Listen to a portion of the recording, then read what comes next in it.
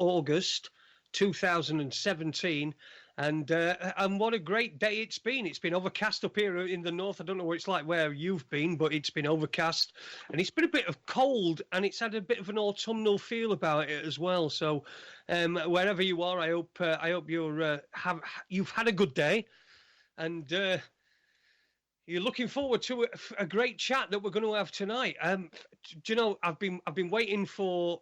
I think April was the first time that I got in contact, and I wanted to get the guests back on to our show. They've been on Raconteurs News before. Well, at least one of them has anyway. And the other one, well, she's not been on Raconteurs News, but we'll make her a raconteur for the night. It's a case that's really well, talking about somebody who spent 32 years in prison, who should not have spent 32 years in prison. I think this is really important. I really, really do think this is important. I remember this story when it was out. So tonight I want to welcome from the Jeremy Bamber Innocence Campaign. We've got Yvonne Hartley and Trudi Benjamin. Trudi Benjamin is the director, I think, or the head or the leader of the campaign. And Yvonne, had she just been telling us just before we started, is somebody who does some forensic work with documents and things like that for Jeremy, and helps him out and helps out his campaign as well. So, ladies, I'd like to welcome you back to Raconteurs News. Hello. Well, thanks for having us, Jason. I was enjoying the jingle there. I think that's a new thing from when I was last on, but I was quite enjoying that. Yeah, that's my friend Heath's a singer, and he likes to put little jingles together for us, so we use them whenever we can. Obviously, copyright and all that sort of stuff doesn't account with that because we get it. So yeah, that's Heath. Excellent. Well, thanks for inviting us back on, and I say Yvonne's with me tonight, which is fabulous. She's our fact specialist, I call her, our case encyclopedia. So I'm sure we're going to get some good insight tonight from Yvonne. Well, it looks like an interesting couple of hours ahead. But what I want to do first of all is I want to do a recap of why Jeremy is where he is, the crime itself, and just give anybody who's not heard of Jeremy Bamber, because there will be a lot of people that have never heard of Jeremy Bamber. I'm 47, so I think it was about 15 when it happened, so I do vaguely remember it, and I have looked over the case, and I have watched. There are many documentaries online, aren't there, and on the mainstream TV. So if you could give us a quick recap of the events of that night. Was it 1986? 1985. 1985. 7th of August. And Jeremy is, as it stands today, he is legally found guilty of the 5 murders of his entire family. Obviously, we dispute that. We know that it was his sister that actually shot his family and then shot herself. Unfortunately, she was very ill with schizophrenia, and she killed her family, then killed herself. I'm pretty sure I'm doing this from memory, so if I'm wrong, please forgive me. But was it White House Farm somewhere in Essex? Yes, the family home was because White people House might Farm. not know the background of what happened. I mean, this is a couple. I think Neville, isn't it? Wasn't it? Neville Bamber was the head of the family, and they had quite a lot of businesses in the Essex area. And Jeremy was the adopted son of Neville Bamber. And so if you could just sort of pick up from I just wanted to give a little bit of a skinny on who these people were and what Jeremy, because to me it's absolutely, well, it don't even make any sense. Do you know what I mean? None of it makes any sense, which is why we're still talking about it 32 years later, because it doesn't make sense. Jeremy was the adopted son of June and Neville Bamber. Indeed, Sheila was the adoptive daughter either. But Jeremy will tell you himself he never felt like he was an adopted son. That's factually correct, but actually he just felt like their son. And he grew up a very, happy childhood. And he was just their son. And yes, unfortunately, because of Sheila's illnesses, it's this is where we're at. But yeah, none of it makes sense. It was a open and shut case, basically, that the police had. Jeremy got a phone call in the middle of the night from his father saying, your sister's got a gun, you should come. And he rang the police. The police said, meet us there. And they waited outside the farmhouse for several hours. And by the time they went in at around 7:30 in the morning the next day, then everybody in the farmhouse was dead.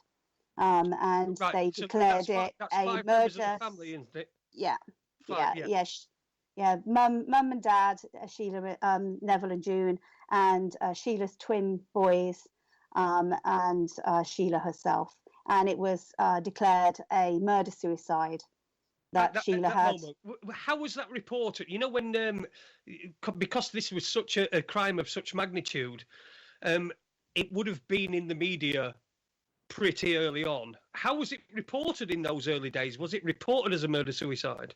Yeah, I found a headline the other day from the Times, actually, and it was reported the next day, the 8th of August, depressed model, because Sheila had been a model, and a reasonably successful model before her illness, and obviously she'd had her children, and it was reported that depressed model kills her family and then herself, and that was what was known to be true, and I believe that was reported.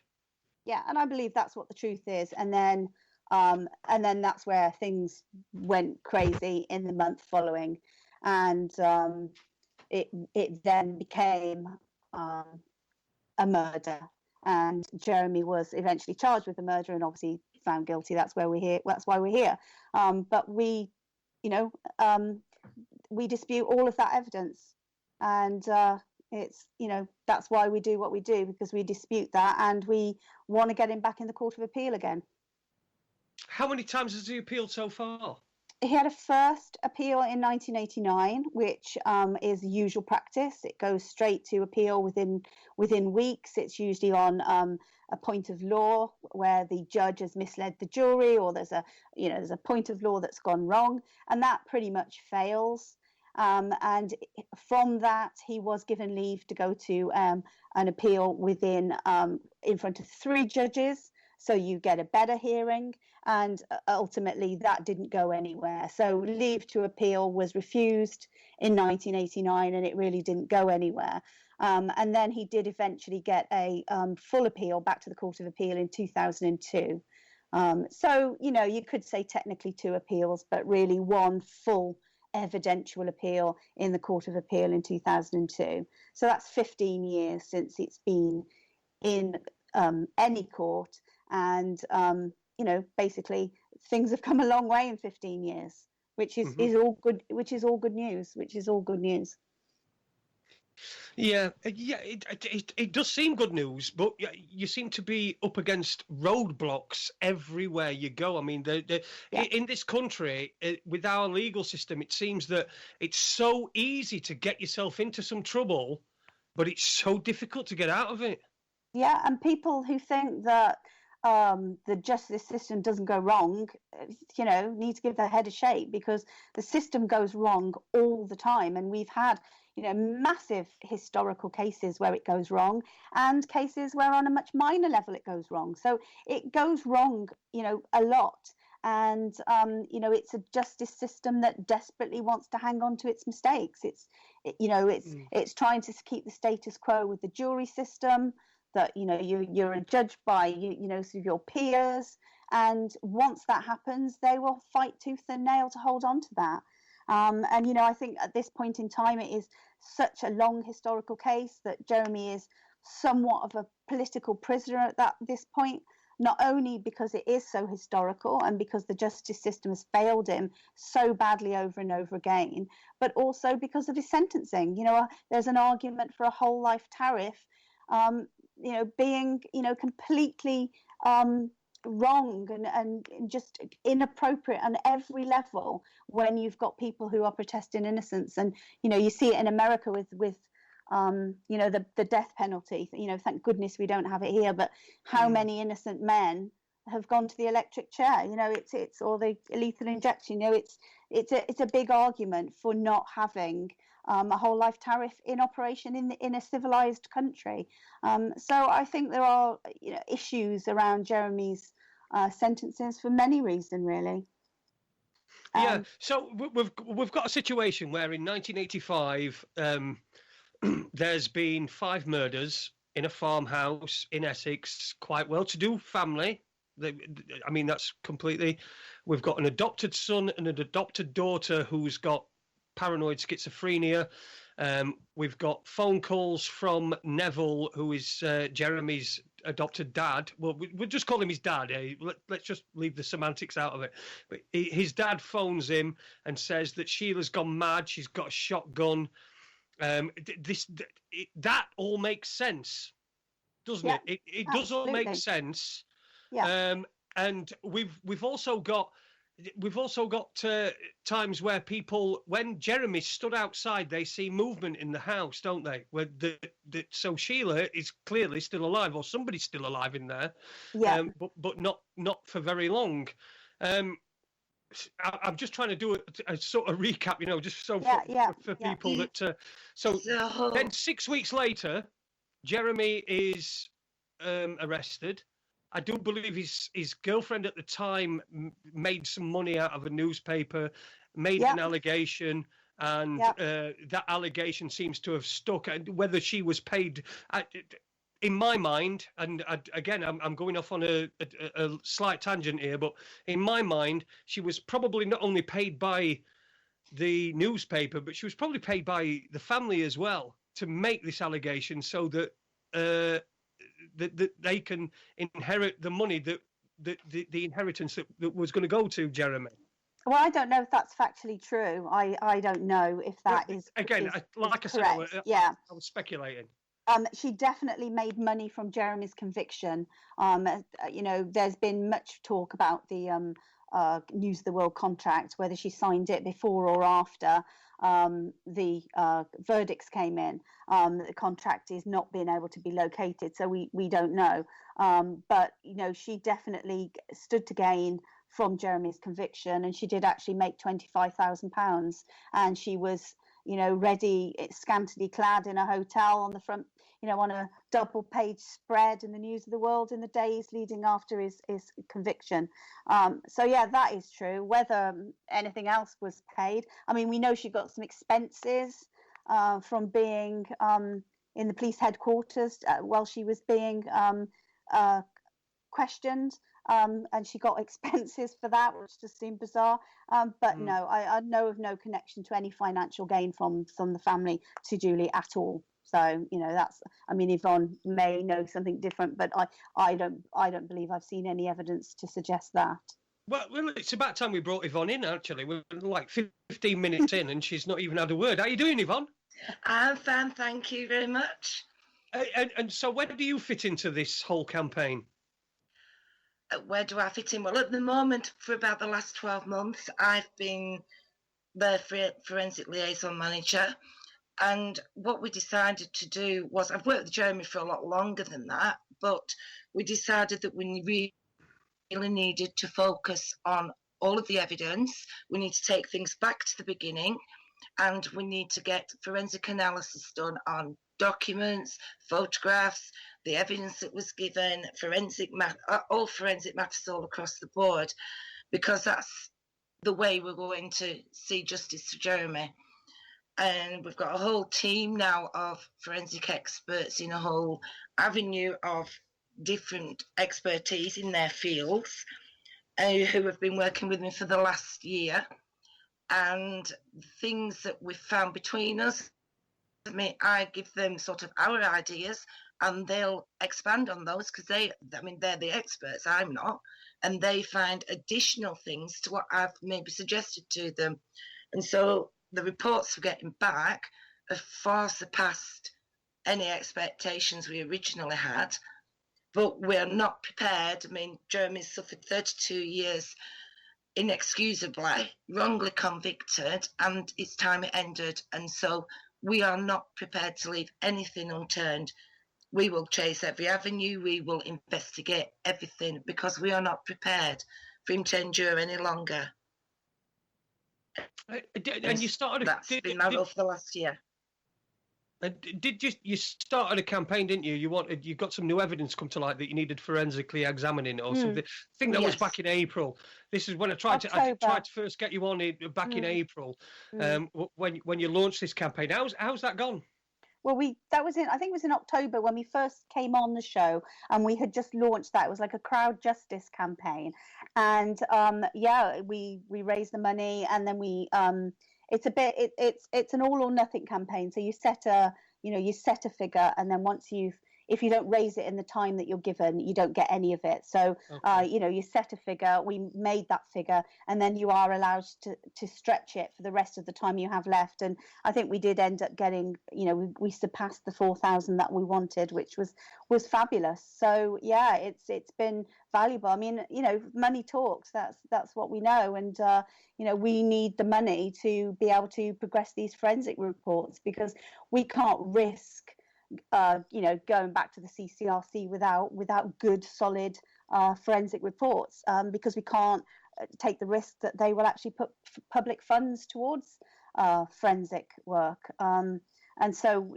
that's where we're at. But, as Yvonne has just said, she's been working really closely with a whole great bunch of people who believe in the case, who believe in Jeremy and what we're doing, and actually have been very supportive, and have surprised us, and it's all been brilliant. But it's like everything else, these people that are working pro bono, it's who can afford to work for nothing? So when you're trying to fit this in with the rest of your life, and really trying to do the best they can, it does take time. And so it does feel like progress is slow, but believe me, progress is slow, but progress is good, progress is positive. So we just got to hang in there a bit longer. As Trudi said, some of our scientists are that convinced in the evidence that they have seen, and that convinced of what it shows, that they agreed to work pro bono for Jeremy. And we have other scientists who we've had to pay because they're on very narrow, specific issues, and obviously not everybody does have the time available, and a lot of people do want money at the end of the day, so those people have been paid. And we're still actively fundraising, because there's a lot more avenues we need to go down, with a lot more reports we want to commission in an ideal world, because like I say, we do not want to leave any stone left unturned. So the evidence we've got so far is absolutely compelling, and there's not just one set of exculpatory evidence, there's several, but we want to go with everything. And so there is no chance that they can not overturn Jeremy's conviction. They have to exonerate him. Yeah, we've got a couple of comments in the chat room. Graceful, hello Graceful, whoever you are. But they've put, where is the evidence Jeremy did it? Well, there isn't any. Then put under, there is no evidence, none. No. There isn't any. Not a single scrap of evidence. The only things that turned up were sort of like tenuous things weeks and weeks later after the event that the family pointed out. And I think that's important to mention as well. Yeah, I mean... I'll direct that you, Trudi, yeah. I mean, there is no forensic evidence that links Jeremy to the crime at all. That's and the only evidence that sort of was in any way, the prosecution used, let's just say, was maybe a more piece of compelling evidence, only linked Sheila to the sound moderator. and that was very key at trial. And all that did was link Sheila. It didn't even link Jeremy. You're talking about silencer on end of a gun, aren't you? Yeah. So the silencer that the family found a couple of days later, and this had Sheila's blood in it, and therefore, if Sheila had shot her family, shot herself, she couldn't possibly have put this silencer back in the cupboard. That's the theory. So that was what was presented. That was the prosecution evidence that was presented to the jury. So, you might argue that if you were presented that as a jury member 32 years ago, you might be entitled to convict on that evidence.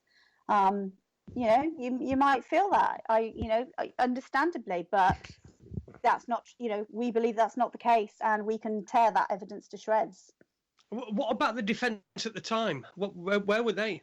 Well, good question. Where were the defence? But they got what they got to work with. I mean, we could sit here and debate all the things they coulda, woulda, shoulda done. And you can't rewrite history and you can't rerun the trial. But I do think they were running a defence with one hand tied behind their back, because a lot of the evidence that was put forward, was not a true picture of events. Disclosure shows today, even what we're fighting to try and get today, shows that they didn't have the true facts of the case. We'd like to, it would have been better if you'd have had a bit of a better defence, but it's all a bit academic now. They did the best they could with, as I say, one hand tied behind their back almost. And we can pretty much dispel most of the prosecution case at this point in time. And there was a lot of evidence withheld as well, wasn't there? In fact, still being withheld 32 years later. And Essex, I think it's Essex Police in it, they won't even acknowledge some of the evidence that they've got. And it's like you come up against a brick wall. Well, whenever you're putting a solid argument forward that for an appeal, and again, it's another part of the British justice system that's failing, because it's so much easier to get into trouble than it is to get out of trouble. In fact, it's almost impossible to get out of trouble. Let's face it. There's many people must have died in prison. We've seen so many miscarriages of justice. The rules change. I mean, that's the problem. The rules change. Disclosure rules pre-trial are very different to disclosure rules post-conviction, because once you're convicted of a crime, you are seen as, guilty, obviously. And so the same rules no longer apply. So you're up against it. And, if you haven't had a disclosure of lots of unused material at this point, or you don't know what you're up against, then you're basically screwed. But, we've got enough. I mean, we're going to fight tooth and nail to keep going on the disclosure.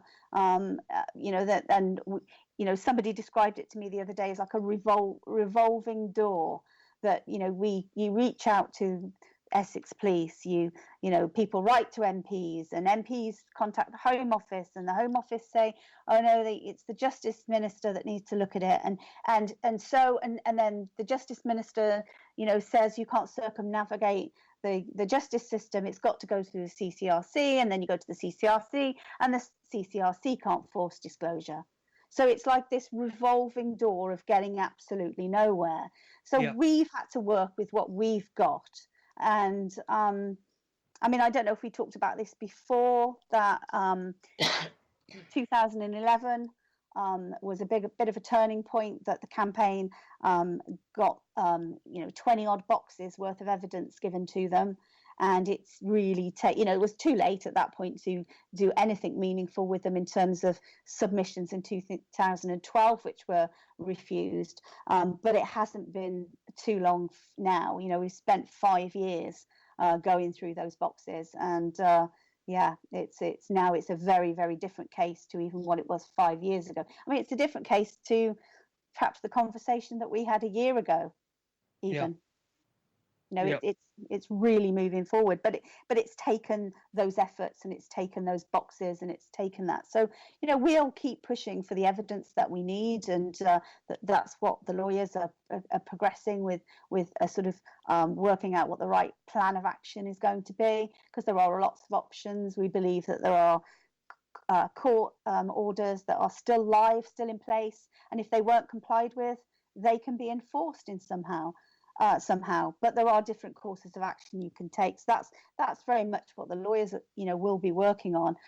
We're just looking at every single nitty gritty thing and pulling every single thread we can find. And as Yvonne will tell you, that's what she's doing. I mean, we've launched the Sheila Alive campaign recently, where we put together 12 pieces of irrefutable evidence that, as you quite rightly said earlier, that Sheila was alive in that house while Jeremy was standing outside with the police. And that is massive. It is a massive thing that you could say, yeah, one thing, yeah, so somebody saw a light going off, they were a bit mistaken, they wrote down a curtain was open, but really a curtain was drawn. You can say that you one or two of these things, but 12 pieces of evidence that are showing us that she was actually probably alive till quite late on that morning. It's really, for me, the huge thing about this is the absolute. It was so easy to convict him. It's so easy to withhold evidence and to convict him, but it's so difficult to get out of. It seems that the goalposts are moved at every point, aren't they? Well, the benchmark seems so high. The benchmark is so high for anybody going back to the CCRC. The benchmarks are high. It is not an easy thing. They have to apply certain rules that that the appeal court are almost definitely going to quash a conviction, and so they're almost doing the work of the appeal court, which it can't be right. It's not how it should be. The benchmark should not be so high. But for somebody like Jeremy, you might as well set it 10, 100 foot above that, because but this is why we know you can't go back with a half-hearted effort. You've got to go back with everything. And I mean, it's like you say, it's almost a political prisoner, isn't it?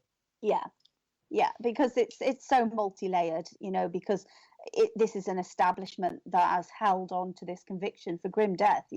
They fought it every step of the way. Even like you say, what we see now with disclosure, we know what we want. I mean, there's hundreds of things that we want, don't get me wrong, but we've been very specific and we've kept it very narrow. We've tried to apply all the right rules in all the right ways. And you're aware of the Nunn Supreme Court ruling, where he tried to get evidence released in his case, and it went all the way to the Supreme Court, and he ultimately failed in his attempts to get the evidence he needed. But the Supreme Court were very, very clear. They said it cannot be a fishing expedition. It has to be very specific. It has to be very narrow, and you have to give us reasons why you want that, and what is that going to show us if we give it you. And it has to be that definite. And so we've tried to apply all those same rules. We've played the game, and that's what we're trying to do, so that when we go back, nobody can tear it apart. But I mean, asking for disclosure now, we ask for those very, very specific things. We can give the references, we can say why we need them, and what it's going to do for us. And we still get told, go to the CCRC, go that route. We're not going to help you. Yeah. It's not going to happen. We get told it's a waste of public resources. Yeah. And that's common not in the public interest. Not in the public interest. That's the usual thing, isn't it, that they hide behind. Yvonne, I wanted to get into with you. Are there still new nuggets of evidence that are popping up even today, 32 years later? Are there still new nuggets of evidence that are popping up, and what are they, if there is any? There's a lot, even over the course of the last 6 or 8 weeks, that have come to light, because it's not, everyone thinks, how can things after 32 years still be coming to light? How can you still be finding evidence? And I'll often joke with Jeremy and say, there can't surely be anything else. And 2 or 3 weeks later, when pulling a thread on something and going through documents and cross-referencing, you think, oh my goodness, there is something else. And it all ties together. I can't be specific on a lot of the issues because the two sort of current at the moment. We're still exploring some of the avenues, and we've got forensic scientists working on them. But it's the whole case. It's taking it back to day one. The whole case is wrong. Everything about the case is wrong. It's, for instance, the window evidence. They said that Jeremy got into the house through the downstairs bathroom window and exited through the kitchen window. But over the course of the investigation, SOCO officers went to the house and examined the windows on the day of the tragedy, 2 weeks later, on the 24th of August, and found no signs of entry or exit to that house. On the day, the doors was locked, the windows was locked, and the lead officer at the day, DC Jones, said that all the windows were secure and on their catches. So then you get the relatives who are saying, oh, but experimenting, he got out of this window, he's got out of this kitchen window. So the police go back and they bang in the window, they pretend to climb through and they move the things off the windowsill and they bang, and they find that the catch will fall slightly if the kitchen window's banged. And so they use that to say that he exited that window, he banged the window and the catch slightly fell. And the photographs that were shown to the trial were taken, they used to take the photographs in different angles of the room. And so obviously when you're taking it off a window from different angles, you get a different perspective on things. And the photograph they showed the jury of one of the catches on the window actually looks to be at a 7 o'clock position, which is what they said when the window was banged, that was what it would fall to. Mm-hmm. But photographs disclosed to us in 2011 from head on show that that window catch is flush, it is down, it is vertical, it is how it should be, and can only have been closed like that from the outside. In addition to that, they didn't show the jury that the window had a bottom catch, which police officer had said no matter how hard he tried, he couldn't get that bottom catch to fit onto its peg. We got an officer on the day saying all the windows were secure and on their latches, and yet they don't show the jury that, because Jeremy cannot have got out of that window. Jeremy did not get out of that window. Nobody did. So it's like they try to fit what the circumstances are. They try to fit that around Jeremy actually being guilty. Absolutely. I mean, there was a police officer told his uncle Robert, he said that the police had used sophisticated equipment and ruled out any sign of exit or entry from the house.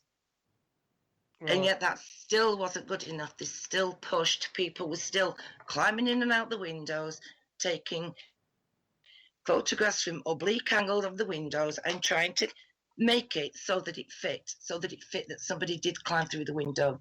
They didn't climb through the window. Nobody did. Jeremy certainly didn't. Well, he was outside at the time, wasn't he? Absolutely.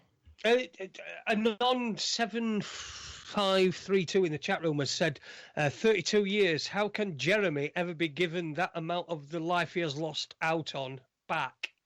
Heads should roll, and I think that's a sentiment that anybody that's had any, and I'm a bit biased. I'm supposed to be playing devil's advocate and sort of doing it, but I'm a bit biased because I've followed this case for years, and I'm convinced, just like many people are, that Jeremy's innocent. Yeah, so well, how can he be given his life back? He can't, can he? No, he can't. He can't ever get back the 32 years. He spent, most of his adult life in prison. It's mind-blowing. It doesn't even begin, I can't even begin to, imagine what that could be like. But the only thing I will say is that, when you're innocent and you're not going to be quiet, and you're not going to give up, and you remain, absolutely, sure that the truth will out in the end, it does give you that drive and that determination and that strength to keep going.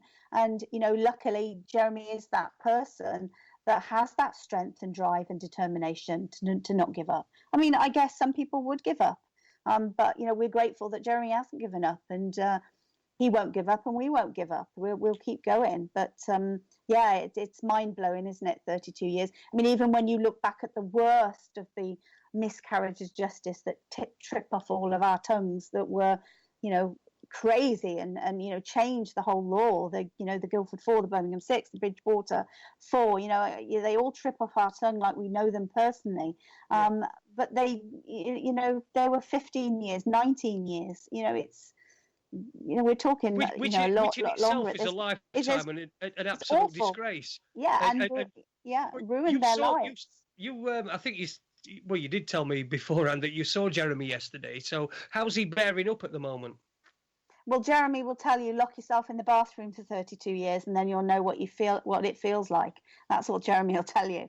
Yeah, I did. I hot-tailed it up to Wakefield yesterday to see Jeremy, and yeah, had a really positive visit, you know, 2 hours, and you know, that's it. You know, it's a long way to go for 2 hours, but it's, you know, it's worth it to just touch base and see how he's doing. And yeah, he's, you know, remains positive and very, you know, buoyed up by the campaign. You know, we've gone from strength to strength, and that's, you know, that very leveling for him. And yeah, you know, he knows that we're not going to stop. You know, we've got the bit between our teeth now, and we're not going to stop. We're going to support him every step of the way. And yeah, he's doing okay. I mean, as much as you can do okay after 32 years in prison. I mean, he's, you know, it's almost state-sanctioned torture at this point. It's you know, he wants to come home.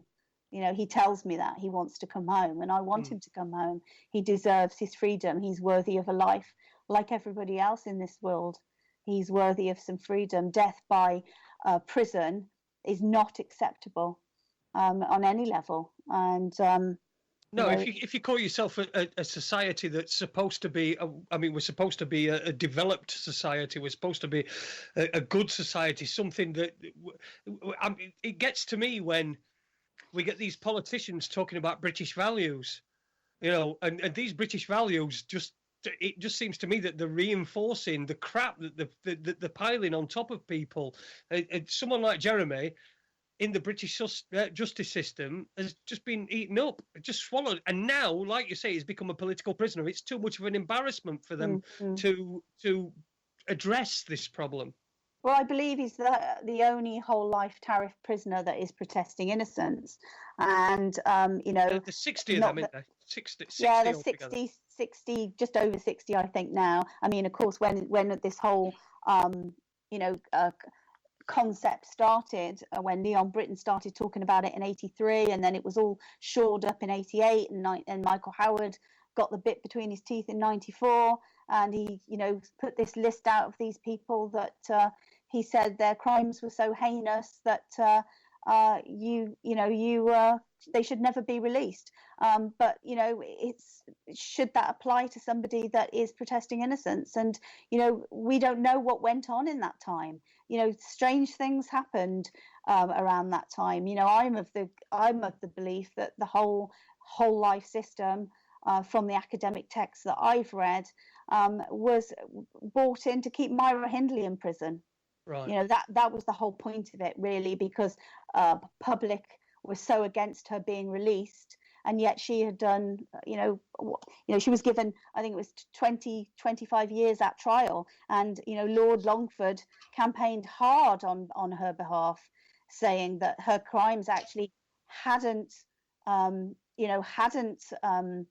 changed. So why were they allowed to retrospectively change somebody's tariff? You know, her crimes hadn't, you know, really changed. Well, you know, for her, it was a little bit different because obviously they did then confess to 2 other murders. But, you know, what is enough? You know, you have to keep yourself in check. There are some people that perhaps it's better that will never be freed because their crimes have been so heinous. But I do think there should be a better review mechanism in place to allow prisoners that are protesting innocence to progress.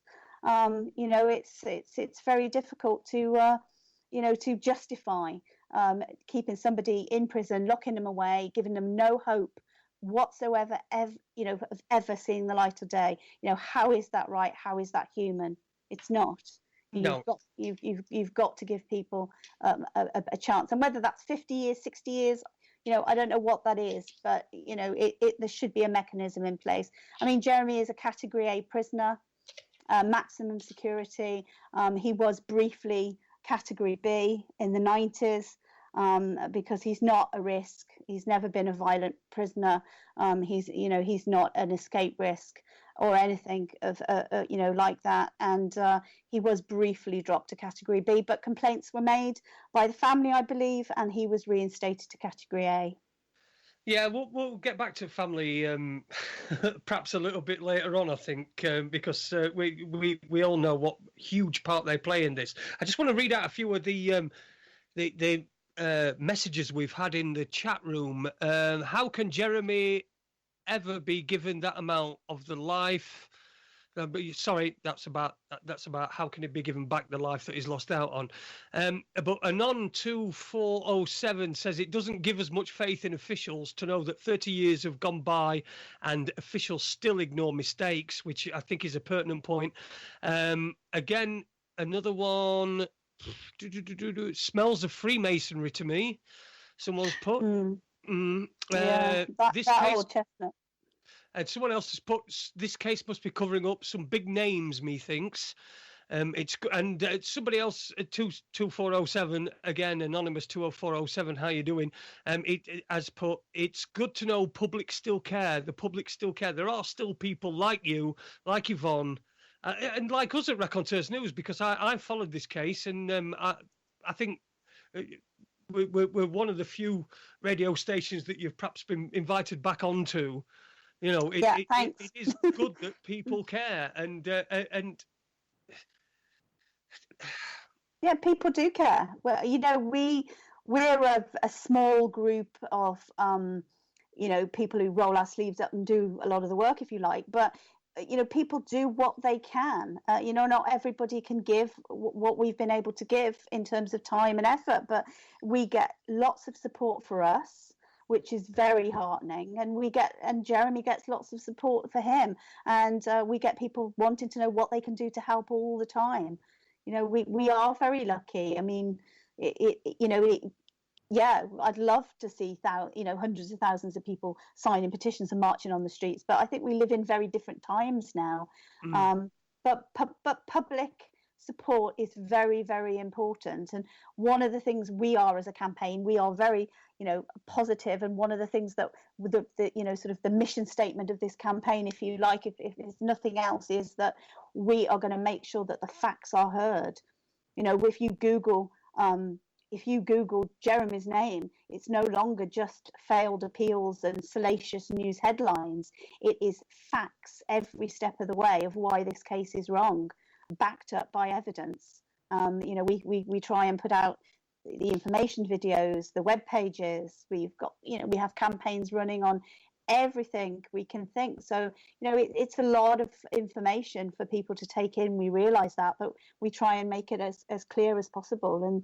And the fact that people are starting to wake up and realize that things can go wrong and evidence does get manipulated and hidden. I mean, look at what's gone down with Hillsborough. If that's not a recognition in this world that actually it takes 25 years to get to the truth of what police hid and manipulated, in such in what's the word I'm looking for? A monumental tragedy, which is what it was. And even then, people couldn't tell the truth, and that is appalling, absolutely appalling. And so people do, I think people are beginning to realise that it happens, definitely. Well, if you're just joining us on Raconteurs News this Tuesday night, we are speaking with Trudi Benjamin and Yvonne Hartley. They're both from the Jeremy Bamber campaign. Jeremy Bamber, convicted of murdering 5 members of his family, clearly didn't do it. didn't do it. I don't even think there's any doubt. But yeah, I've got another couple of comments from the chat room. We've got Anonymous 2407 again. Bad politicians controlled by dirty media. Imagine if media panicked and realised people started to realise he was innocent. So I think that they have to corrupt a politician to make sure Jeremy does not walk. Like you say, the political side of this is, I think it's the most major side. I mean, I don't think there's any doubt of Jeremy's innocence. I just think that the political side of it and the embarrassed, I don't know, ministers or judges or whatever, or even family members even.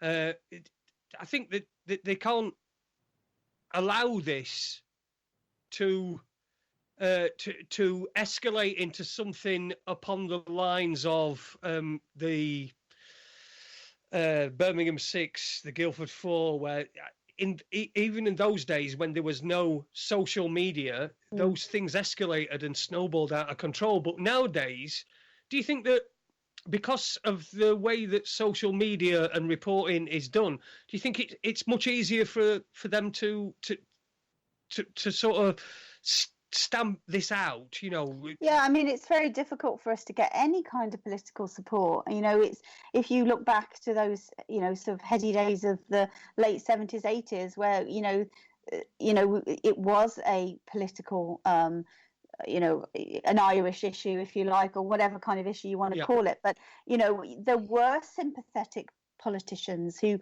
finally cottoned on to the fact that these people were innocent and that, you know, something had to be done on a much higher level. I mean, of course, they took away sentencing from politicians and the tides changed. And you know, it isn't a political winner. You know, looking at, you know, prisoners' rights, human rights, it's not a political winner. You know, political parties don't want to touch it. You know, we've tried. I've tried. I've written to everybody. We've written. You know, we've tried to get MPs interested. MPs say they need to talk to solicitors, so we get solicitors to talk to them, and then they still won't do anything. You know, it's just not. It's not a sexy topic. It's not something that they want to get their hands dirty with. And we do need a hero. We need somebody that's going to fight for, you know, going to fight against the establishment. I mean, I always tell people, you know, don't be afraid. You don't have to accept everything that your government tell you. You don't have to accept everything. It's okay to stand up and say what you're doing is not right. You know, you don't have to hide it. It's a bit too much of a difficult subject. You know, this is a divisive campaign, but if you believe in something strongly enough, you know, you're entitled to have your freedom of speech. That's the kind of world, that's the kind of democracy we live in England. And we need, you know, we had great support with Andrew Hunter MP. He was MP for Basingstoke and he stood up in the Commons. I think it was about 2006, 2005. And he was assured that the CCRC was nobody's fool and they would get the information that Jeremy needed. And of course, that didn't happen. So when I'm told by my local MP, oh no, we can't help you because Jeremy is not our constituent, or we don't get involved in individual cases, I know that's rubbish, because I know there are MPs that do it over and over again for individual cases. It's just they don't, you know, in this case, they don't want to. You know, you know, Andy Burnham did a great job for Hillsborough. And, you know, there have been other MPs over the years that have stood up on the Court of Appeal and supported people. So I don't buy it. I just think they don't want to be bothered. They just can't, you know, it's too dirty a subject, but it's not good enough. I think in addition, the fact that Jeremy is a whole life tariff prisoner greatly impedes on this, because the ramifications that will come when he is exonerated of these offences are going to be huge. They're going to affect police forces, they're going to affect the justice system, they're going to affect the government, they're going to affect so many different people, that it's that fear and it's that, oh, we've got to hold these people down, because, you know, if we hold them down, we hold them back, this isn't going to happen and we can hide. Well, I'm afraid that they can't hide anymore. They can't hide anymore. We have the evidence that we'll see Jeremy free, and these people are better face up to the fact that changes are going to come, and they're going to have to stand up and explain why this injustice has happened. They're going to have some good reasons, because the public are going to go mad when they realise everything that there is. They really, really are. We're always told, I mean, you touched on this earlier, Jason, but, it's not in the public interest. But, Jeremy is a person like everybody else, so he is the public. And of course, could happen. And it I didn't mean it. I didn't mean it as that was my opinion. I just that's what they'd say. No, of course, I get you. But he is the public, and it could happen to any single member of the public. That is the key. It could absolutely happen to anybody, and we're all, they like to hide behind. It's not. It's about finality of proceedings for victims, and I completely get that. I really do. The victims are dead. Yeah, but why do they need finality? They've already got finality. The victims are dead. Whether it was Jeremy Bamber or it was Sheila Caffell, why do they need why would they need finality? This is an argument that exactly. they won't answer. Exactly, but I mean, and also I mean in general, in terms of victims in general, and I get that completely, and I have every sympathy, empathy, and everything known to man for that thing. But I don't think for a man who is on a whole life tariff that should apply. How is there finality for somebody who has no hope unless he is exonerated? There will be no finality. He has to keep looking. We have to keep trying, because it's not like he can just accept that the system isn't going to help him, and in say 25 or 30 years he'll get parole and he'll be out. So I don't believe this argument of finality of proceedings should count for somebody who is protesting innocence on a whole life tariff. Mm. It's just my theory, but that's something I will argue all the time. Well, another. We've got tons and tons of comments in the chat room tonight, and here's another one. It says Jeremy's conviction was unsafe. When politicians started to pull the rug from under Jeremy with keeping him locked up, they created a bigger smell and drew more attention for a possible cover-up. I think that's probably due to this whole life tariff that was imposed on Jeremy.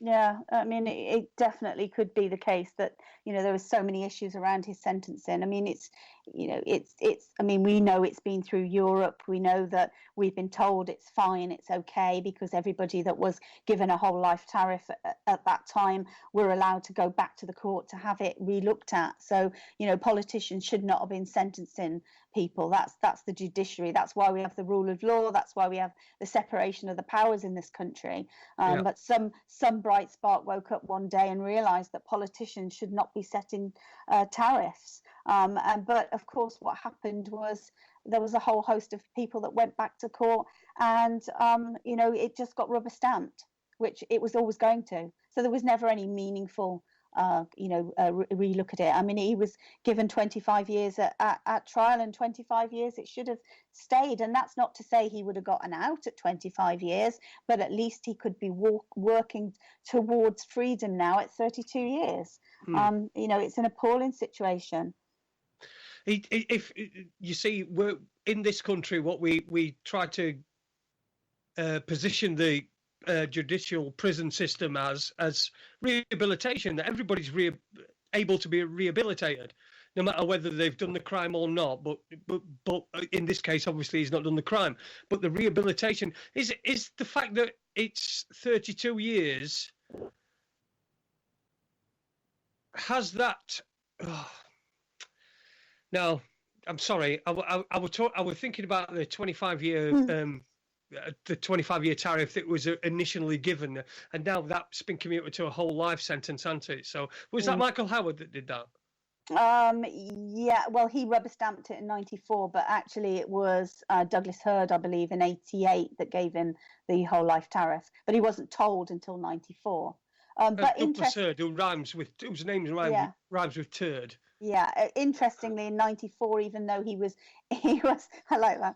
Even though he was given a whole life tariff in 1994, he still had a scheduled parole hearing that was going to go ahead at the 17-year point, which was the norm in those days. And so that was marked to go ahead, and that should have gone ahead in 2002. But of course, he had an appeal due, so they delayed that, and it sort of never happened, but it was scheduled, and he was told he was still going to have it. So, there's something funky going on here. How can a man who's been told that he's never getting out, and he's a whole life tariff, but we're still going to give you parole hearings? What's going on there? Yeah, and it seems it's been going on for years and years and years. Right, okay, well, we've got 4 minutes before the end of the first hour, so I think I'm going to play a couple of records, have a bit of a break so we can have a comfort break. I know I need to go to the toilet, and when we come back in the second half, Yvonne, I want to talk to you about the polygraph tests that Jeremy has taken. Absolutely fine. Yep, we want to talk about them, the polygraph tests that have been taken. So everybody, go. What a first hour. It's gone like that. And this is because we are talking about a very, very serious issue. This is one of the things that is quite a passion for me. I really do. In my lifetime, in my working lifetime, in the last couple of years, I've got somebody out of a mental health institution who shouldn't have been in there, who was locked up.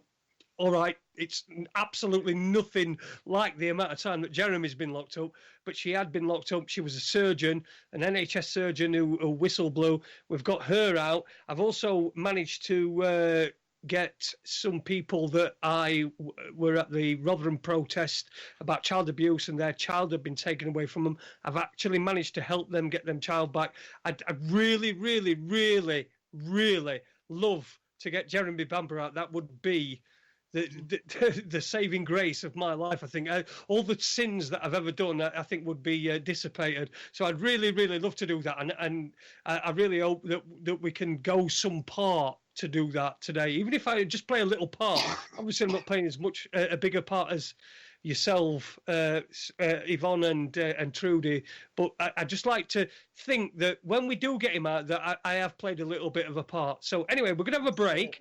Absolutely. Brilliant. We'll play a couple of records, and we'll be back in about, I don't know, Andy will tell me in a second in the mirror how many minutes. No, about 8 or something. 10 minutes. We're back in 10 minutes, and we'll have a comfort break. Join us back in the second hour of Raconteurs News. We're going to be starting with Yvonne telling us about the polygraph tests that Jeremy Bamber took. Okay, we'll see you soon. Hi, I'm Andrew K. Fletcher, originator of incline bed therapy, talking to you on Raconteurs News. And welcome back to Raconteurs News. Thank you for that, Andrew K. Fletcher. We'll be certainly be talking incline bed therapy very, very soon again. But let's get back to tonight. It's Raconteurs News on the 29th of September. Sorry, let me just let you know that next week I will not be here. I'm away on holiday. I'm going away in the morning. And I won't be here for Monday's Raconteurs 2 or Tuesday's Raconteurs News, but I'll be back on the 11th of September. We've got Mark Devlin, who's going to be joining us, and we're going to be chatting about 9/11 symbology in music videos and that sort of thing. Then we're on the 12th. We've got Ben Emlyn Jones. That's on the Tuesday, and then on the 18th, Neil Sanders as well. I was hoping upon hope that his book, because I ordered his book, it would arrive today, but it hasn't. So I won't be able to take it on holiday and read it. So it looks like I'm going to be speed reading when I get back from holiday. In order for that's on the 18th of September for Neil Sanders to come on our show. But let's get back to tonight. How you doing, girls? Sorry, yes, ladies. I'll call you ladies, not girls. How you doing, ladies? Was that a decent comfort break for you? Definitely, thank you. Absolutely, thank you. Brilliant. Well, we're joined by Trudi Benjamin and Yvonne Hartley, and we're talking about the Jeremy Bamber case. And in case you don't know what the Jeremy Bamber case is, Google is your friend. It will tell you what the Jeremy Bamber case is all about. And if you find Trudi Benjamin and Yvonne and the Jeremy Bamber campaign on Twitter, you will be able to see all the different bits of evidence. They post them up every day. It's daily. It's relentless, really. So get yourself on there. Go to our Look on website. Facebook. Sorry? Go to our website. Website. What's that? jeremybamber.co.uk? jeremybamber-co.uk. And you can link everything from there. We're on all the social media. We have a Facebook group, an Instagram page, a Pinterest page, where you can physically view a lot of the statements, the evidence, and everything you need to know. You can be in touch with the campaign. You can see all the videos, get involved in our fundraising campaigns. It's all there. It's all great. Brilliant.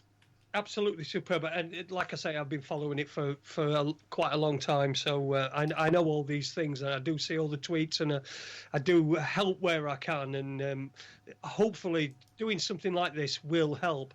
Where we're going to start on this second hour, we've got a couple of things. I wanted to talk to Yvonne about in fact, Yvonne or yourself, Trudi, about the polygraph test that Jeremy has taken and passed with flying colours. Yeah, I mean, he something that he wanted to do. He actually had to, campaign to the Home Office to be allowed to do this. And he did do this in 2007, I believe. And passed. No deception detected.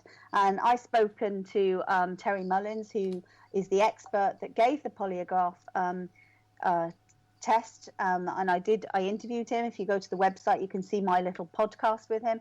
And he absolutely stands by this test, that you cannot fool these tests. It's quite the lengthy process. It's not just turn up and wire somebody up. There's pre-interviews. You look at, sort of health records, prison records. You get to know lots of different things about the person. And if there is any sort of suggestion that somebody is not mentally competent, or there are health reasons not to take it, then he will not administer it. It's serious business. And, he has done many of these for many different reasons, not just in the criminal justice world, but what's his background? Is this his background? Just does polygraph tests? Yeah, he does now. Yeah.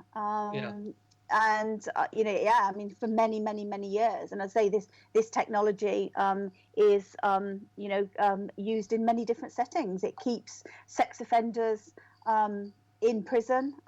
It looks at in insurance cases. It's used in employment settings to look at the integrity of people. And it's the technology is pretty spot on.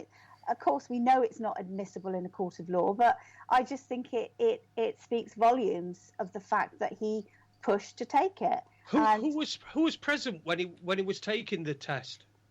Well, I mean, Terry and obviously there would have been a prison officer present. He would not have been allowed to have not been supervised. But as far as I know, it would have been a very small, narrow band of people. And as I say, actually building up to, I think there were 3 crucial questions which basically determine the results of the test, but the rest of it is just sort of the measurement tests, getting the benchmarks, asking some questions to set the levels of his it measures heart rate and sort of different reactions that you would elicit if you're lying. And it's not measuring whether you're lying as such. It's measuring your reactions under different stressful circumstances.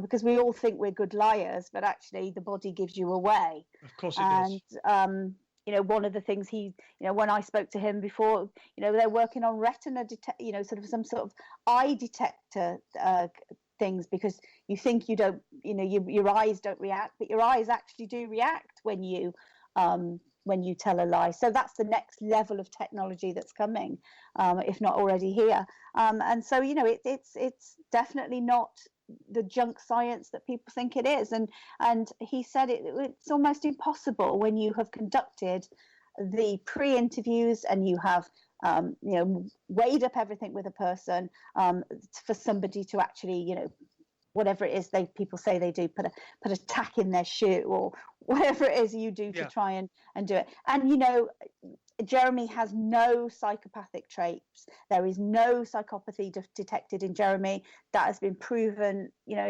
in reports over the years. He's been tested, you know, left, right, up, down, and no report has ever given him any antisocial personality disorders. You know, he's not a sociopath. So in that regard, Terry would have had all that information and therefore was able to conduct, you know, a sort of this test with total integrity for that the results would stand. And that's what happened. He, you know, no detection was detected. He was telling the truth all along. He did not murder his sister, did not murder his family. He did not murder his family with the Ann Schultz rifle. I can't remember what the three questions were exactly, Yvonne. I don't know if you can remember. But the three questions were: did you shoot your family on the 7th of August 1985? Did you shoot 5 members of your family on the 7th of August 1985 with the Ann Schultz rifle? And the third one was, were you present inside the house when 5 members of your family were shot with an Ann Schultz rifle? Jeremy replied no to every question, and Terry Mullins said emphatically, I am absolutely convinced he's innocent. He didn't show a sign of a reaction, not a flicker, which would have shown up any guilt. And I think there's a meme, isn't there, that you posted on Twitter where it's a quote by this guy that did the polygraph test on him, and he is absolutely unequivocal that Jeremy's telling the truth. Absolutely. Yeah. I mean, I think I can't remember the statistics now, but I think he'd done, 50, 60 in a criminal setting, and very few had passed. You know, you basically count on one hand the people that are passed, and Jeremy was one of them. So it's, he definitely he stands by it. But yet people will say that's inadmissible in a court of law. Yeah. But they will also sit and watch the Jeremy Kyle show in the morning and say he's lying. And absolutely agree with what's going on. Yeah. Yvonne, and of course in America and Canada, they do use lie detector tests as evidence. Evidential lie detector tests. Yeah, I mean, I think there has to be a standard, though, doesn't there? Look, we can see.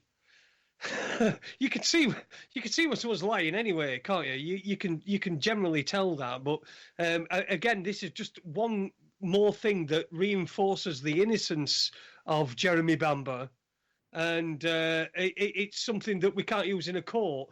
But people watching their Jeremy Kyle show will completely believe whatever's brought up. I wanted to get on to what you brought up in the break, Yvonne, was the 999 call. Absolutely. Yeah, the 999 call. You were really adamant that you wanted to get into that. So I'm just going to lay the floor open to you to tell us about the 999 call when Jeremy was outside and Sheila was still inside, alive. Absolutely. Well, it's not very many months ago, actually, where we came across a document from 2002 from the Stoke Church Inquiry. And this document specifies not once, not twice, but about 4 times. It states on it that they want them to take a statement from a police officer who monitored the 999 call made from White House Farm at 6:09 a.m. Now, at 6:09 a.m., Jeremy had been standing outside the house since 3:45 in the morning. Right. So he couldn't have made that 999 call. The police were outside. Virtually 77 police officers are at the scene surrounding the house. And so whilst they were all outside, nobody had gone in And so somebody who was in that house made a 999 call at 6:09 a.m. Well, This is of recorded. course, obviously, there would have been nobody allowed to go in. If Jeremy's outside, there would have been nobody allowed to go in because of the situation that they found themselves in. Exactly. And it was only some 30 minutes earlier than that the police had been in conversation with somebody from inside the house. They'll deny that. They say that they were talking to Jeremy with a megaphone. So, I mean, how you talk to somebody who's standing next to you with a loudhailer, I don't know. But they were told they were in conversation. In conversation means a two-way chat like we are having now. You're not in conversation with somebody if you're not getting a response. That's right. And 30 minutes later, there's a 999 call made. 10 minutes after that, the police at the scene decide we better call ambulances. And in that short time space, 2 ambulances were called, one for immediate use and one for standby. So what changed? What changed that all of a sudden, they've been there since 10 to 4 in the morning. Why then at 6:09, after that call, they then required ambulances? Because they were told something. With a police officer, we know his name, who was monitoring that line. He was not asked to give a witness statement. He wasn't asked to give evidence at the trial. He wasn't asked in any investigations or inquiries, any single question. In fact, he was hidden from all records, and it's only because this one piece of paper from 2000, from the Stoke and Church inquiry in 2001 and 2, turned up this piece of paper that has actually opened up this massive event that happened. They've covered the police officer up who monitored this telephone call.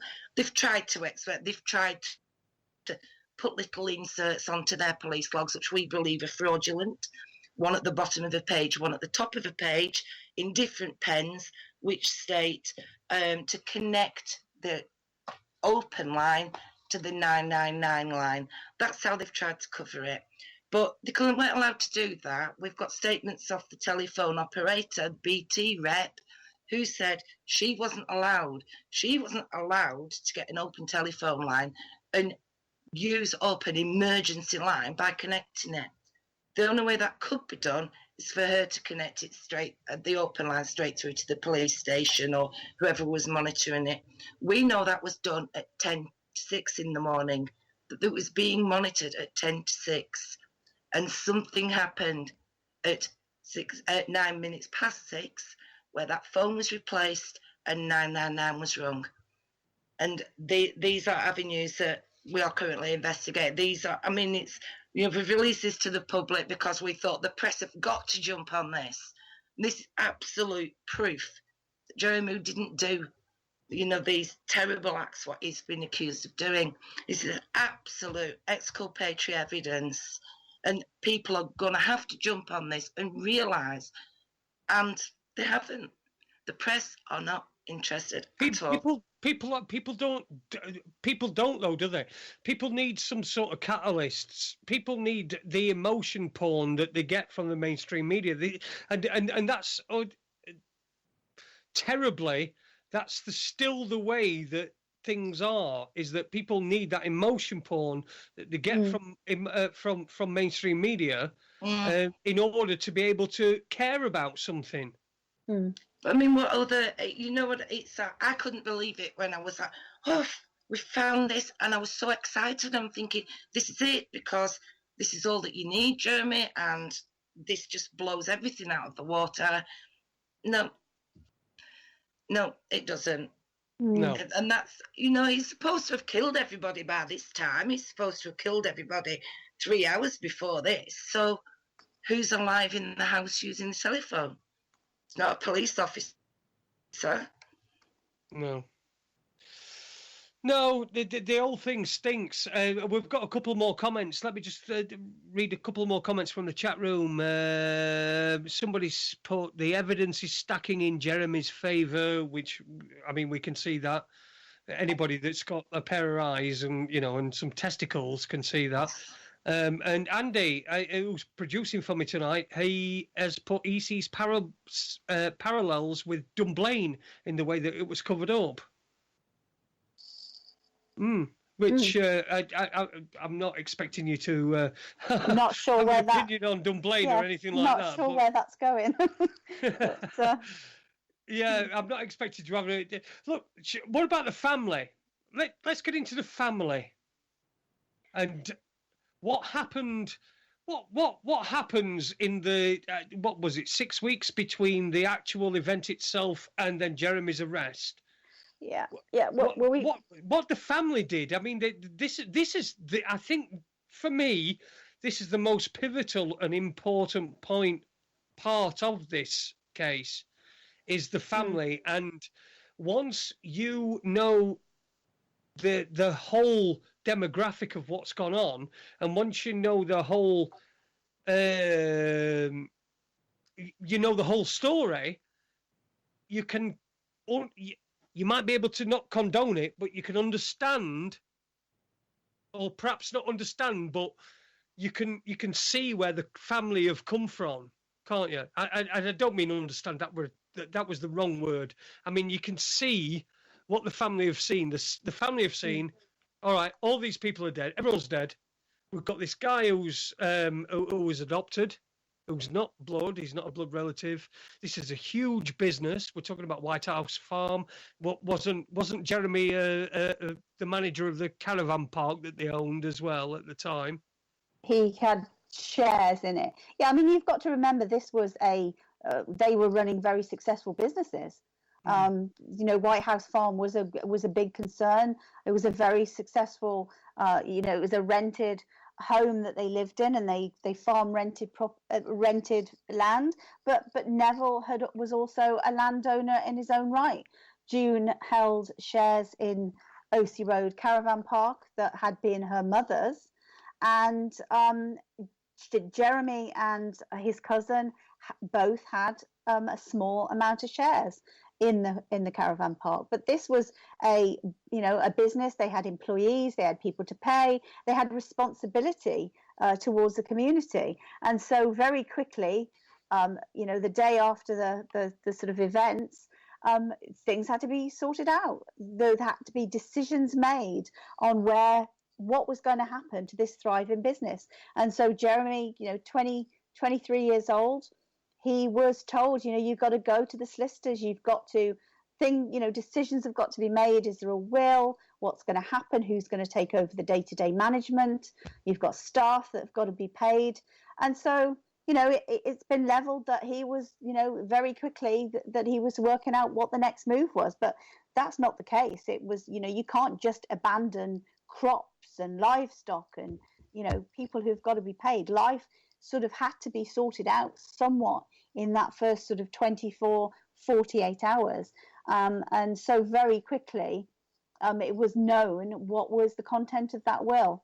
And, Jeremy was going to, because of the nature of the chain of deaths, Jeremy was going to inherit everything. And I think what came out of it that day was that the housekeeper was actually going to get more than the godchildren, who were the cousins. That was the starting point for me. Perhaps Yvonne will jump in. She sort of knows the story too. But it's not just the Bamber estate. That was huge. There was so much land. There was involved in so many concerns. And we've just recently done a video actually about the assets and the value and what they're worth today and when they were sold. And, it's absolutely compelling. So I'll urge anybody who's listening to this now to go and actually watch that video, because it will open your eyes to just the sums of money involved. But what I found is the most appalling thing is that Robert Beauflower, Jeremy's uncle, who was the husband of Pamela's sister, it was Pamela's husband, June's sister. Their mother was 95 years old. She was ill. She was bedridden. They weren't told that. They didn't tell her that Jeremy had died in the incident. They went to her and they said, "Oh, June, Neville, Sheila and the boys have died." So this frail 95-year-old lady with dementia automatically we're assuming, she thought Jeremy had died in that incident as well. On the 24th of August, before Jeremy was even arrested for the first time, before Mugford went to see them or anything, he went to see his solicitor to see how he could get in-issue clauses removed from Mabel Speakman's will. So to have in-issue clause removed would mean that June's children, such Jeremy, would not inherit anything from her mother's estate, from Mabel Speakman's estate. So consequently, once Jeremy was arrested, and the probate went through, all the assets from White House Farm and the N&J Bamber went to Mabel Speakman, Jeremy's grandmother. Now, upon her death, everything went to Pamela. That was it. Everything went to her, to one person, the wife of the man who said he was rich within his own rights and a wealthy farmer who wasn't. He was a rubbish farmer. He wasn't making nowhere near as much profit as the Bamber farm was. And they got everything. They basically got everything. Yeah, and this goes back to what the jury asked. The jury asked a very specific question. If, did Robert have any reason to be saying what he was saying? Because would he inherit any money from Jeremy's, if Jeremy was convicted and couldn't inherit money, would they gain? And he said no. I mean, he was wealthy in his own right, and he had no interest whatsoever. But what the jury didn't know was he had already inherited the Speakman estate through his wife. And so that was one of the very misleading things that the jury were told, and it was not true. The estate had been wrapped up already, even long before the trial happened. So they became the beneficiaries of this estate. They would have lost their land because there was Neville had purchased land for Anne and Peter Eaton, which had belonged to Peter Eaton's brother, and he had to sell that. He was going to sell it to some property developers, but Peter Eaton and Anne were quite concerned. They wanted this land, they wanted to farm it, and as a whole sort of batch. So Neville secretly bought that land. He didn't tell June, because June would have flipped. And so he bought that land. Now they knew that if Jeremy was found not guilty, Jeremy would have inherited that land. And he could have quite easily, because of all the trouble that they caused and all the stirring that they'd done and all the implications and how they tried to link him with this terrible crime, that Jeremy could have said, do you know what? I'm going to sell that land and you've got nothing. They knew that. They knew he could do that. They'd already set within 2 days of, the day after, when they found out they wasn't getting a penny. I think David was getting £250, Anne was getting £100, something like that from the wills. When they found out they was getting no land, nothing, they couldn't deal with that. I mean, they called Jeremy the cuckoo, and they certainly weren't letting Speakman money go to somebody who wasn't blood. And so that's how I believe that's their motivation for doing what they did. And then questions started to be asked about Sheila's competency to actually, shoot a gun. Had she any experience? I mean, she'd grown up around guns. Had she actually, fired a gun? Was, because of her medication, was she even capable of reloading a gun and shooting it? But, she was shooting in very close quarters, in small rooms at people, from a couple of feet away. And it's not hard to pull a trigger, is it? No. And, she had been on shooting holidays, and we know that. And, it's not beyond the stretch of the imagination that she was perfectly capable of firing and reloading that gun and hitting her target from very close range, really. But those are the questions that started to be asked about, is this possible? It doesn't make sense. And this is stuff that's been said and written for decades about Jeremy's attitude, what he was doing. Was he sitting and eating a full breakfast and discussing buying a Porsche, and all this, yeah, because that makes somebody really guilty, doesn't it? It's Of course it does. It's all nonsense, just meant to blacken his character. The kind of people he was associating with. We talked about this recently. Sort of. Well, perhaps, just to throw this out there, but perhaps he was mixing with the wrong people, because one of the people that was a close confidant turned on him and did a newspaper article. Yeah, and that was his person that was supposed to be in love with him. That's the long and short of it. The person that couldn't live without him. If she couldn't have him, then nobody could have him. That's well documented. That's in her statements, that she, desperately didn't want him to break up with her and go on and have his life. And, she wanted him to stay with her and protect him and always be with him. And she was angry. Very angry. Was there some personal things going on? I mean, were he cheating on her or anything like that? I mean, a young lad like that, he was 23 years old. Yeah, he got the whole world at his feet. I mean, it was pretty well looked after. He got a decent income and all that sort of thing. Do you think that that she perhaps? I think he was moving away from her. I mean, he was a young, good-looking guy. He was carefree. He wasn't taking life too seriously.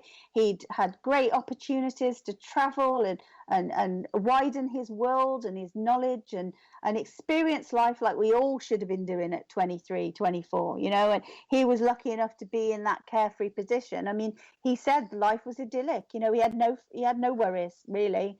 And I think, from that perspective, Julie was having to, she was at college, she was having to study, she was working hard, she didn't know where her career was taking her. I think she was probably in a position where she was quite happy to have settled down and married him.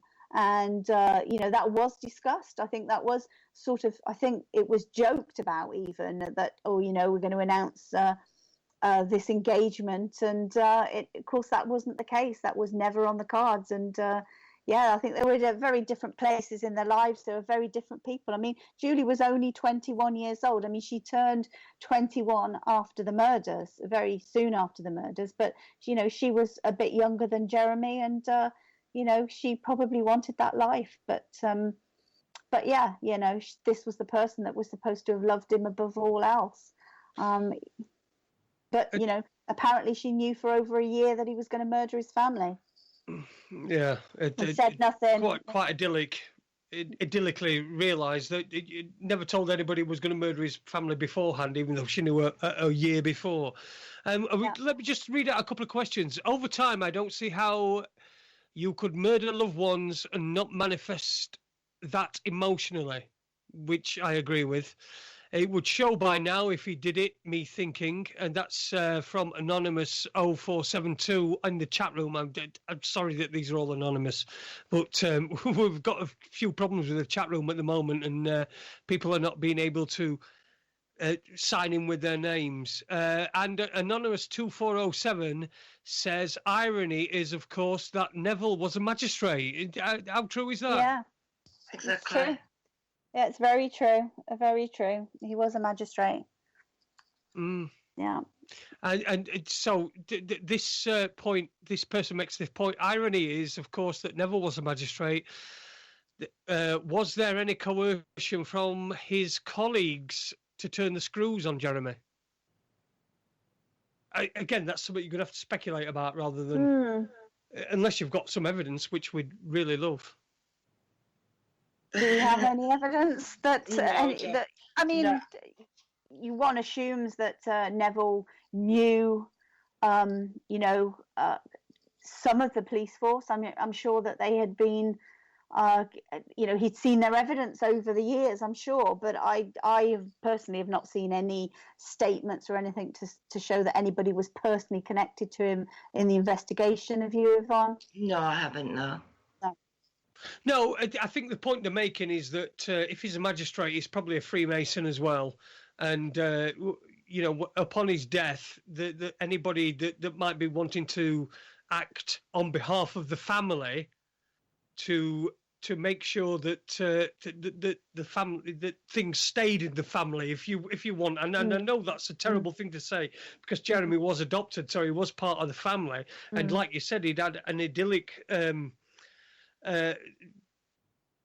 But he childhood. It wasn't part of the family in their eyes. In their eyes, yeah. So he wasn't part of the family in their eyes. So then it was easy to make him a scapegoat, and with the connections that they got through perhaps Neville, and people people whispering in the ears of somebody who's saying Neville wouldn't have wanted this. Neville wouldn't have wanted Jeremy to inherit the whole thing, especially how. But Neville was not a Freemason, and I was talking to Jeremy yesterday, and he was telling me how loved he felt as a child, and how the love of his grandfather. He knew his grandfather adored him, and they weren't demonstrative in the way that perhaps we are all a bit too huggy kissy with our kids these days, but it was he just knew. He never questioned it. When he went to see his grandfather, and he'd do things with him, and he gave him some fizzy pop, and that was all he needed, and that was enough. But whether the others were Freemasons, I don't know. I think Robert probably was a Freemason, but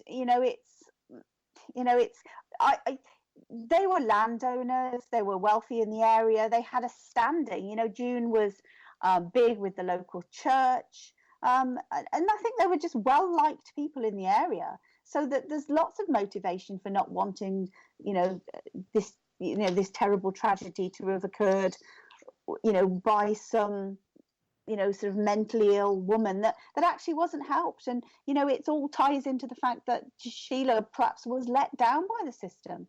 And I don't think they talked about it in the way that we talk about mental health issues. I mean, even today, mental health issues are fighting to get on the agenda.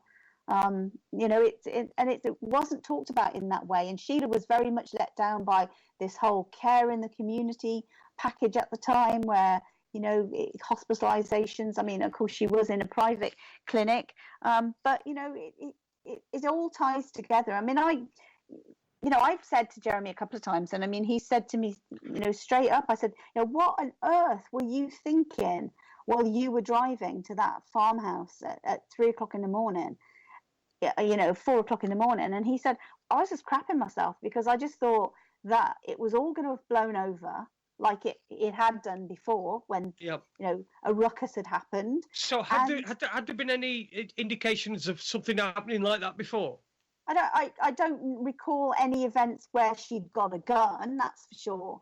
But there had been instances where she had, sort of created a fuss, and she had been delusional, and she'd been somewhat aggressive and violent. But they'd just been able to deal with it within the family, and it wasn't talked about. It was swept under the carpet. Nobody really knew to the extent of how ill she was. And he just thought when he got there, it was all going to have blown over, and his father was going to absolutely go nuts because he'd involved the police. And he said that's all he could think of was, Dad is going to go mad. He's going to kill me because I shouldn't have called the police. But, he thought that was the right thing to do. She had been violent. Her friends had witnessed it. Her friend Freddie had witnessed her violent episodes. There had been concerns, lots of times. So, was there any time when she threatened to do something like this, or people had been? I know the authorities must not have been worried about the children, because it were twin boys that died, wasn't it? Was there any signs of this beforehand? Were there any incidences? Were there anything documented? That's what I'm trying to say. I think the authorities were worried about the boys, and this goes back to the foster care issue, and Yvonne will have all the information on that, because the foster care issue is a big issue. That Jeremy is apparently the only witness to a conversation that the boys might be fostered, but that is untrue. Yvonne? Yep. We absolutely know that the children were part of a day foster care. Sheila was unable to cope with them. Colin himself had said they were turning up for school and not being washed and were dressed wrong, and that's if they even were taken to school. The children had suffered injuries, which I suppose this day and age would be social services would be brought in, and children would probably have been taken off, Sheila. But at that time, she used to hit Colin. She'd struck Colin. She could have these violent outbursts, and the children were in day foster care for a long time. And so they used to look after her in the day, support Sheila. She'd get the children back at night, and then the next day they'd go back. And so when Colin wasn't about, that's what would happen with the children. But yet the police said Jeremy was lying about that. And what the underhand thing is that the police did is that they had statements from these day foster carers. They had them, but they had them in a handwritten form. They didn't type them up. They didn't give them to the defence, and they certainly didn't show them to the jury. And to the jury, they said, there is no way that June Bamber would allow her children to be fostered. She'd had a conversation, had June, with Colin Caffell's mother, and she said in witness evidence that she was fully aware that June thought that the children would end up being fostered out. The jury, they didn't get to hear that. Jeremy was a liar as far as the jury were concerned, because there were no children wouldn't get fostered out. No, the jury didn't hear also that the children had burn marks on them, scald marks. No, they didn't. You know, so we've got about 10 or 12 minutes left. So what I want to do in these last 10 or 12 minutes, I want to give you the entire floor. I want you to give us the best parts of evidence of Jeremy's innocence, and I want you to elevator statements. Aid Hardy, who does Raconteurs 2, he has this thing where he says, I want elevator statements. So if I walk into an elevator with somebody and somebody says something about something, I want something to say back to them. So what would you say to that? What would you say to what elevator statements? What would you say? What would be the key points, the bulletin points that you'd point out to somebody to prove Jeremy's innocence? Elevator statements. I love that. Oh, Amy will be glad about that. Oh, I love that. Because I love those sound bites. But yeah, I mean, we know there was a 999 coming out of that house. We've got 12 pieces of irrefutable evidence that Sheila was alive. We know he cannot have got in and out of that windows. You know, so that scene was secured from the inside, and the only person that killed that family was still in there. We know Neville Bamber rang the police. Yeah. We know Jeremy Bamber rang the police. There were 2 telephone calls. Yeah. Yeah. We know that scratch marks that were made on the mantelpiece were not in crime scene photos on the 8th of August, but they appeared weeks later. We know that the crime scene was manipulated, as we've got police officers testifying that items weren't where they saw them, and the Bible wasn't where they remember it, and Sheila's body wasn't as they remember it, but yet they'll deny interfering with the crime scene. Wasn't there an issue with the length of the gun and with the silencer on it, whether that Sheila could have put it in her own mouth? Yeah, well, we've got evidence to counter that now. We can prove that. We've got, yeah. I think, you know, it was shown in 2012 that the silencer was not on the gun. The marks on Sheila do not support it. But that was part of the evidence that was just not accepted by the CCRC. It just didn't go far enough. But, you know, that we've shored that up somewhat. This is the crap. There's a lot of programs out there. I watch crime programs and things like that, and they will bring this out and use that as evidence. Is there not any way that we can stop them doing that? You know, because if they're making claims that which can't possibly be true, which I have seen on things about Jeremy Bamber? Well, you know, we just try every which way to try and put the facts out there. That's what I'm saying. You'll not see anything in our campaign that is not backed up by a fact. And the biggest, the biggest thing for me is that although they said that Sheila's blood was in that silencer, actually that blood matched Robert Bowflower's blood, and the jury didn't hear that. They had identical blood types. So who's Robert Bowflower? Sorry, he was Sheila, the uncle. He was Neville's brother-in-law. Right. He was married to June's sister, and so the jury never heard that blood evidence was a match for Robert. And the key thing about that is if that was Sheila's blood in that sound moderator at trial, why wasn't her DNA present in 2002 when that silencer was DNA tested? Her DNA is not on there. It's just not on there.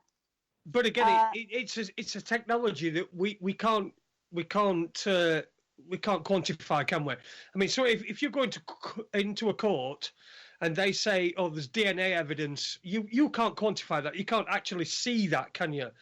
But if that's what they're saying, then that makes a huge difference. They say what they like. They say what they like, and it was actually the Crown's forensic people who said Sheila's DNA was not discovered in the cell moderator, but then they turned it and said, but it doesn't mean her blood never was, and that's why Jeremy's still in jail now. Yeah, 15 years after that appeal. That's not evidence. It's nuts. No, it's not evidence at all. It's not evidence. And if the amount, it's been talked about that there was, a considerable amount of blood in that silencer that there was Sheila's apparently. Well, if there was a considerable amount of blood in that silencer, then there would be a considerable amount of DNA. DNA is highly sensitive, and you just can't wash it away. You can't shove something in a washing machine and get rid of DNA. It's there, particularly from blood. And so it's never, ever been proven on any report that Sheila's DNA was anywhere near that silencer. And as I say, you take the next step and actually the blood matched somebody else. And we've got other contaminants now which, are developing. So it's, as I say, it's exciting times. Here's a good point that somebody's put in the chat room. Somebody's put a magistrate would probably be too proud to call the police, didn't want to ridicule himself or bring shame on his family. And what sort of like you say, it was Jeremy that phoned the police after Neville had phoned Jeremy. Well, Neville did phone the police. Yeah. Oh, he did. He did. Yeah. I mean, that's been proven. It wasn't one call, and it wasn't just Jeremy. Neville called the police, we believe, at 3:26, and then Jeremy called the police at 3:36. It's been made to look like it was one call from Jeremy, but it wasn't. It was two calls. It can only be two calls. The discrepancies in those call logs are too much to be passed off as just a facsimile version of spoken from a different angle. It's not. It was not a relayed conversation. We've had forensic work done. It's something that is, again, it's progressing, and hopefully these are things that will make up a huge part of the appeal, that it is two calls. Well, okay. We've got about 5 minutes left, and what I really want to do is I want to give you, Yvonne and Trudi, I want to give you the floor. I want to give you an opportunity to make an appeal to people, tell people where they can donate, where they can help you, and where they can do things, and where they can become involved in this campaign, because I don't think this campaign's got enough involvement at the moment. And so what I want to do is I want to give you the floor for the last 5 minutes, both of you. So perhaps we'll get 2.5 minutes each, 2.5 minutes Trudi, 2.5 minutes Yvonne, and before we have to wrap up. So I'm going to start with you, Yvonne. Right. Well, firstly, if there's anybody out there who was anywhere about who knows anything at all, we urge them to come forwards. We can protect people. There are things we can do so that you're not exposed, you're not going to get into trouble. We just need people to come forward and tell us what they know, because there's people out there who after 32 years should now think enough is enough and come forward and tell us what you know, no matter how insignificant you think it is, because it will all go to make the jigsaw a more complete jigsaw. Tiny little pieces missing, and we're going to fit those tiny little pieces, and that's all we need. I need people to donate. Please donate, because as we say, we've got forensic scientists who are working pro bono, and they are working hard, but there's other issues we do have to pay for, and forensics doesn't come cheap. You know, forensics, it's £150 to look at one piece of paper. You know, they have then to analyse them pieces of paper, they have to get them peer reviewed. It costs a lot of money to get these reports done. And I urge people, you can donate on the website, and there is a donate button. If you can't afford to donate, we urge people to do monthly standing orders for £5 a month, £10 a month. You know, it's what I got, a bottle of wine, it's a bag of fish and chips. You know, if you can donate that once a month, I mean, that would be fantastic, because that's going to help. Or even just once. Even just once, even if you just do it once.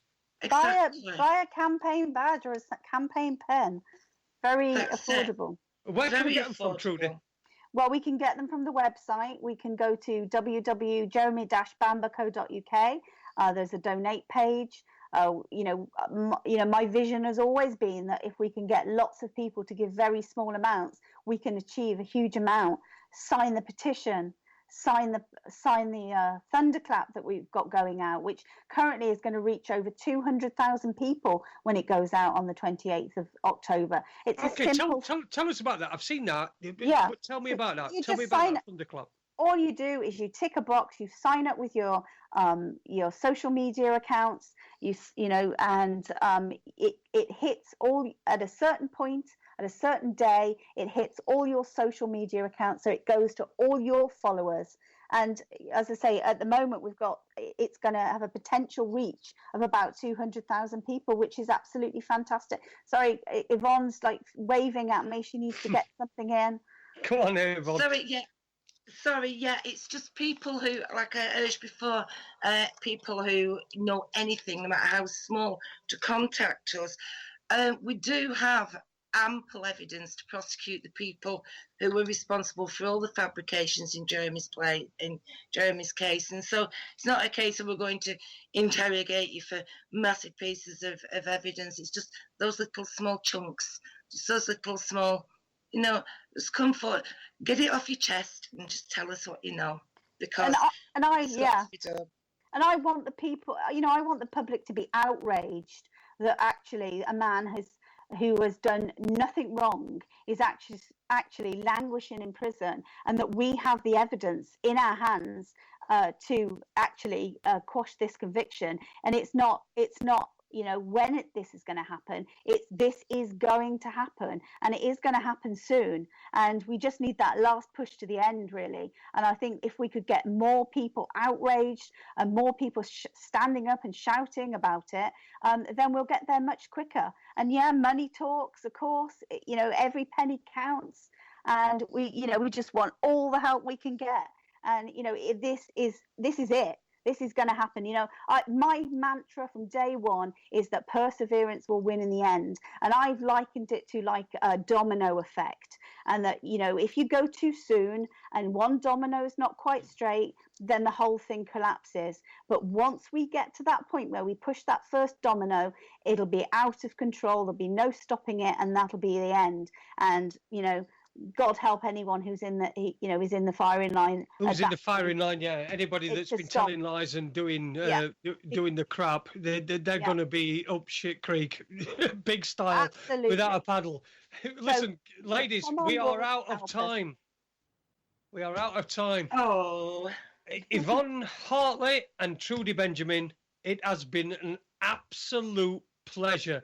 And you know what? If I ever get up shit street, I want you two in my corner, because you got it. You're fighting this, and I'm so much in awe of what you're doing. I really am. I try to do my own little bit. Try to make things accessible to people. I like to make things so that people know these things. But for people like you, the dedication is absolutely fantastic. Well, we're part of a great team. And I'll give a shout out to the rest of the team who are listening at home and supporting us, and to all our supporters as well who, give us loads of help. So, we're grateful for your kind words, but we're just part of a small cog, and, let's keep doing what we're doing. It's all great. Well, we'll definitely revisit this very soon. And we'll keep banging it on. Banging on and banging on and banging on and banging on, because I'm absolutely convinced of Jeremy's innocence. Absolutely convinced. There's nothing that would convince me that he did that. That he committed this crime, based upon the evidence that I've seen, and based upon the great work that you two ladies and all the rest of the people on your team have been doing. So we're out of time. It's 10 o'clock. I'm going to have to go. Listen, guys, everybody who's listening, I'm on holiday for a week. I'm off to Benidorm in the morning. Oh, dear me. Yeah. I don't know what state I'm going to come back in, but I'll be back on September the 11th. I've got Mark Devlin. And do you know what the thing is that I feel a bit guilty tonight, because I'm going to Benidorm tomorrow. I feel a bit guilty that Jeremy's been locked up for 32 years for nothing of it. You could download our ebook and take it with you, and then you can read that while you're there. Well, you'll have to send me a link to that one. And if you send it to Andy, who's our producer tonight, thank you very much, Andy. I'm sure he'll put it in the chat room as well, and other people will it's on the website. Anyone can download it. All right, well, I'll be back on September 11th with Mark Devlin, and on the 12th with Ben Emlyn Jones. I'm going to get some sun.